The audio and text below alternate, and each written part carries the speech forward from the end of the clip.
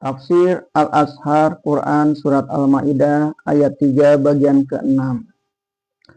Islam mengakui adanya evolusi hidup manusia. Tersebutlah dengan jelas di dalam surah Nuh ayat 14. Wa a'udzubillahi minasyaitonirrajim. Wa qad khalaqakum atwaron. Sesungguhnya Dia telah menciptakan kamu tingkat demi tingkat. Ayat ini menunjukkan dengan jelas bahwa keadaan hidup manusia adalah panta rai, selalu berubah tingkat demi tingkat. Orang seorang atau pertumbuhan pribadi melalui tingkat demi tingkat. Sejak dari masa nutfah dalam kandungan ibu sampai jadi tua dan mati. Terdapat pengaruh lingkungan pendidikan, mengetahui sampai mati, sampai jadi tanah kembali. Bangsa demi bangsa pun melalui tingkat demi tingkat. Manusia sendiri dalam keseluruhannya sebagai khalifah Allah di muka bumi ini pun melalui tingkat demi tingkat. Sehingga disebut orang zaman tembaga, zaman besi dan zaman mesin sampai kepada zaman atom sekarang ini. Maka kesadaran pikiran pun dipengaruhi oleh perkembangan itu.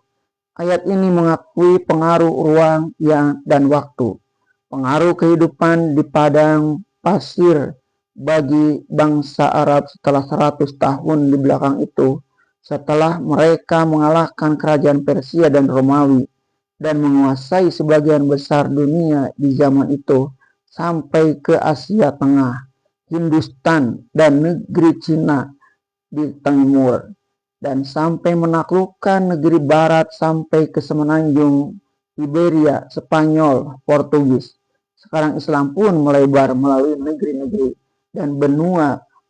Dia menghadapi berbagai macam suku, bangsa, dan kaum, dan kehidupan pemeluknya dipengaruhi oleh iklimnya.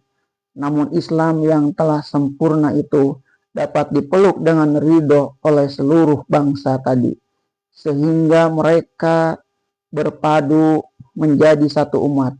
Dalam kesatuan mereka dengan umat itu, kita masih dapat melihat aneka ijtihad karena perlainan iklim.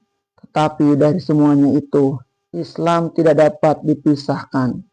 Kita ambil saja misal yang ringan, yaitu bentuk masjid, tempat menyembah Allah. Sudah terang perbedaan bentuk masjid di zaman Nabi dan zaman 400 tahun sesudah Nabi.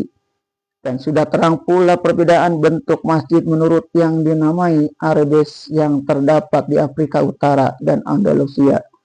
Yang lain corak ragamnya dengan model di negeri Cina dan Mongol, India dan Persia, dan lain-lain dengan bentuk masjid di Indonesia.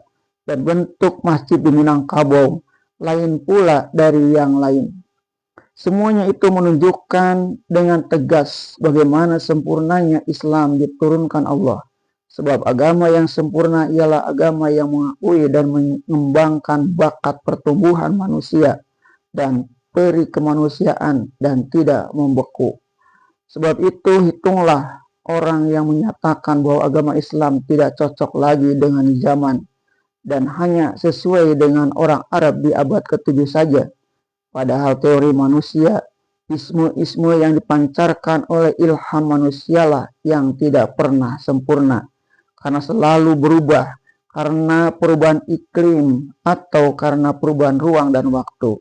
Yang menjadi Islam membeku ialah jika hasil pikiran manusia tidak pernah ditinjau kembali.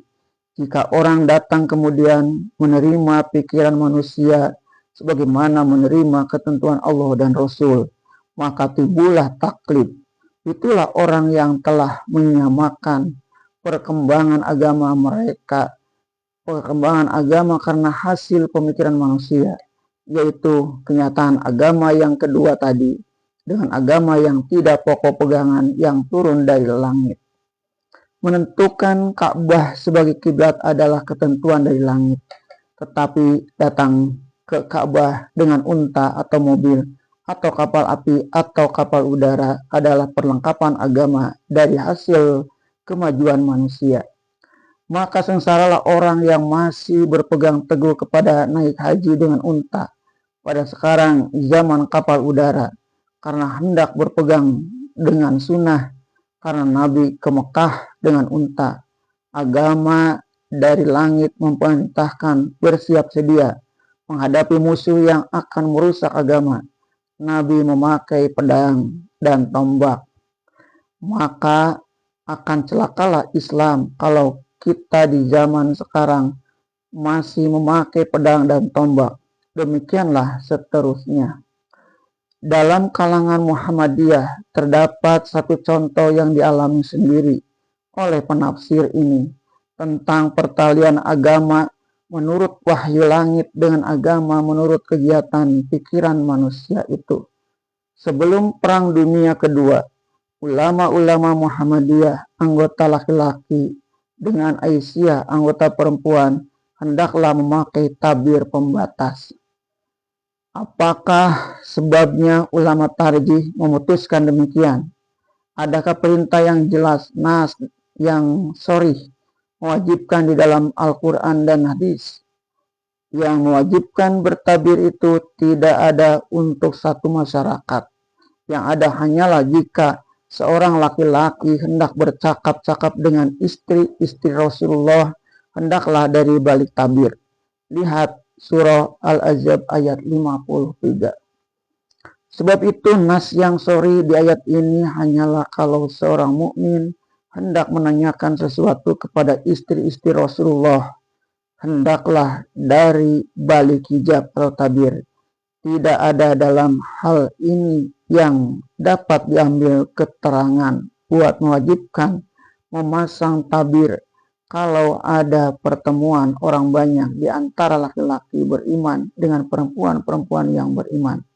Tetapi tuntunan jika ada pertemuan bersama laki-laki dengan perempuan beriman itu ada tersebut dengan jelas di dalam surah An-Nur ayat 30 sampai 31, yaitu supaya perempuan-perempuan beriman menahan penglihatan, memelihara kehormatan, dan jangan menonjolkan perhiasan atau kecantikan.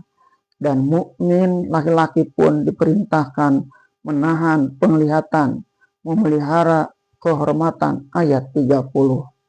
Jadi dalam dua ayat ini hanya sama-sama diperintahkan agar dalam pertemuan umum menjadi sopan santun. Tetapi mengapa majelis tarjih pada waktu itu menyuruh adanya tabir pembatas pertemuan laki-laki dan perempuan? Disinilah berlakulah ijtihad, yaitu yang dinamai sadulidzariati, menutup pintu bahaya. Niscaya hasil pendapat yang seperti ini dipengaruhi oleh ruang dan waktu di masa itu. Dan ketika hal ini diperbincangkan sebelum diputuskan, tetapi ada permainan pendapat. Tidak seluruhnya setuju dengan pendapat wajib memakai tabir. Setiap 30 tahun di belakang, beberapa ulama dalam kalangan Muhammadiyah sendiri tidaklah teguh lagi memerintahkan memakai tabir, melainkan berpegang kepada nas yang nyata dalam surah An-Nur ayat 30 dan 31 itu saja. Sebab itu dalam masa 30 tahun terdapat perbedaan pendapat dan peninjauan kembali, sebab dia ada hasil perlengkapan agama dari lingkungan, dari pikiran manusia yang bisa berubah-ubah karena perubahan tinggi. Terdapat lagi misal yang lain, yaitu pada tahun 1930 terjadi pertukaran pikiran yang dahsyat di antara ulama Muhammadiyah Kiai Haji Mas Mansur dan guru dan ayah saya Syekh Dr. Abdul Karim Amrullah dalam soal perempuan berpidato di hadapan majelis umum yang dihadiri oleh banyak kaum laki-laki. Ayahku mulanya berpendapat haram perempuan berpidato di hadapan laki-laki, dan Kiai Haji Mas Mansur mulanya berpendirian bahwa perempuan berpidato di hadapan laki-laki itu tidak haram memakai